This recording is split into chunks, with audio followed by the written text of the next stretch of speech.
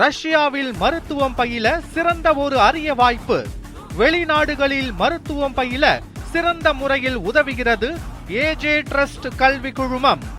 சேத்தியாத்தோப்பில் எறும்பு மருந்தை உட்கொண்ட இளைஞர் மருத்துவமனைக்கு அழைத்து செல்லாமல் மெடிக்கல் ஷாப்பில் வைத்து வைத்தியம் பார்த்த நபர் கைது செய்யப்பட்டார். இதுகுறித்த கூடுதல் விவரங்களை நமது செய்தியாளர் மணிகண்டன் வழங்க கேட்கலாம். மணிகண்டன், சேத்தியாத்தோப்பு அருகே எந்த இடத்தில் எப்போது இத்தகைய சம்பவம் நேரிட்டிருக்கிறது? இந்த சம்பவத்தினுடைய பின்னணி என்ன? பாத்தீங்கன்னா தவறான சிகிச்சையால் இளைஞர் உயிர்ந்ததாக குற்றம் சாட்டி அவர் உறவினர்கள் போராட்டம் நடத்திய சம்பவம் இந்த இடத்துல பரபரப்பு ஏற்படுத்திட்டு இருக்கு. அவர் பாத்தீங்கன்னா அந்த மெடிக்கல் நேரத்தில் தாவக நிர்வாக போலி மருத்துவர் கைது செய்து போலீசார் தீவிர விசாரணை நடத்திட்டு இருக்காங்க. இந்த சம்பவம் பாத்தீங்கன்னா சேத்தியாத்தோப்பு அருகே உள்ள பூ ஆதனூர் கிராமத்தை சேர்ந்த ராகுல் காந்தி. அவருக்கு வயசு 23.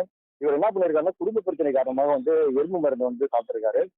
இதை எடுத்து அப்போது மக்கள் அவர் சேத்தியாத்தோப்பு செயல்பட்டு வரும் அன்பு மெடிக்கலுக்கு சிகிச்சைக்காக அழைத்து சென்றுள்ளனர். அங்கு சுமார் 2 மணி நேரம் சிகிச்சை அளிக்கப்பட்ட நிலையில ராகுல் காந்தி உயிரிழந்ததாக தகவல் தெரிவிக்கப்பட்டது. இதனால் ஐக்கிய அறிஞர் அவர் உறவினர் தவறான சிகிச்சை அளிக்கப்பட்டதால் தான் உயிரிழப்பு ஏற்பட்டதாக குற்றம் சாட்டி அன்பு மெடிக்கல் முற்றுகையிட்டு போராட்டத்தில் ஈடுபட்டனர்.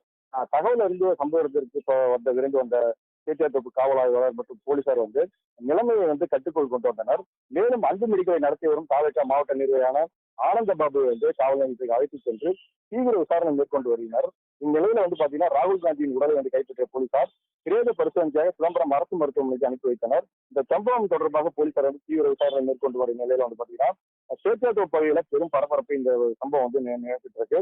இந்த உயிரிழப்புக்கு சரியான காரணம் மற்றும் இதுல பாத்தீங்கன்னா உடலை பரிசோதனைக்கு அறிக்கைக்கு பின்னே காவல்துறை விசாரிக்க முடிவுகள் தெரிய வரும் என குறிப்பிட்டிருக்காங்க.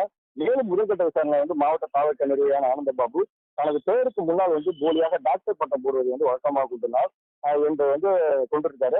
இதனை கண்டுதான் அந்த பகுதியில் உள்ள மருத்துவர்கள் பொதுமக்கள் அவர் டாக்டர் என நம்பி அவர்கிட்ட வைத்தியம் பார்த்து வந்ததாக கூறப்படுகிறது. மேலும் காவல்துறையினர் அவர் போலியான படிப்பு சான்றிதழ் போன்றவர்கள் தீவிரமாக விசாரணை பண்ணிட்டு இருக்காங்க.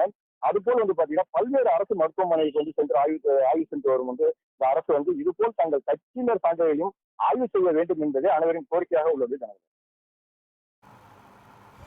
விவரங்களை வழங்கியமைக்கு நன்றி மணிகண்டன்.